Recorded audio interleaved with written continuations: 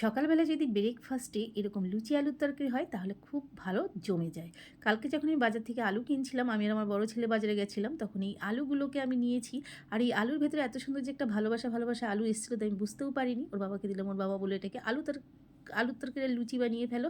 তাই আমি আলুটাকে ভালো করে কেটে ধুয়ে নিলাম। একটু সাদা তেল, ৫ ফোড়ন আর কাঁচা লঙ্কা ফোড়ন দিয়ে আলুটাকে একটু ভেজে তার মধ্যে একটু লবণ, হলুদ, কাশ্মীরি লঙ্কার গুঁড়ো, জিরের গুঁড়ো দিয়ে জল দিয়ে ভালো করে কষিয়ে নিলাম। আর ১ বাটি ছিল মটর, সেটাকেও এর মধ্যে দিয়ে একটু ভালো করে কষিয়ে নিলাম। এইভাবে যদি আলুর তরকারি করা যায় আর সঙ্গে যদি গরম, গরম লুচি হয় না, দারুণ লাগে। এবার ১ কাপ জল দিয়ে এটাকে আমি অল্প আঁচে বসিয়ে দিলাম যাতে আলুগুলো খুব তাড়াতাড়ি সেদ্ধ হয়। আর আলুগুলো এত সুন্দর, অল্প টাইমে আলুগুলো খুব ভালো সেদ্ধ হয়ে গেছে। আর খেতেও দুর্দান্ত টেস্টের। একটু চিনি আর একটু গরম মসলা দিয়ে আবার ঢেকে দিলাম, গরম মসলার গুঁড়ো আর কি। আর একটু ধনেপাতা কুচি এর মধ্যে দিয়ে এবার আমি গ্যাসটাকে অফ করে দিলাম। ওদিকে আমি ময়দাটাকে মেখে নিয়েছিলাম। লুচিগুলো আমার অনেকগুলো বেলা হয়ে গেছে। গরম, গরম লুচিও ভেজে নিচ্ছি। আমার ছোট ছেলে অলরেডি এসে দাঁড়িয়ে রয়েছে, তাকে গরম, গরম খেতে দেবে, সে আবার পড়তে যাবে। তাই ওকে দিয়ে দিলাম। যদি আমার ভিডিওটা ভালো লেগে থাকে তাহলে লাইক, কমেন্ট, সাবস্ক্রাইব করে পাশে থাকবেন। আর কেমন হলো অতি অবশ্যই আমাকে একটু কমেন্টে জানাবেন। অন্তত বাড়িতে একবার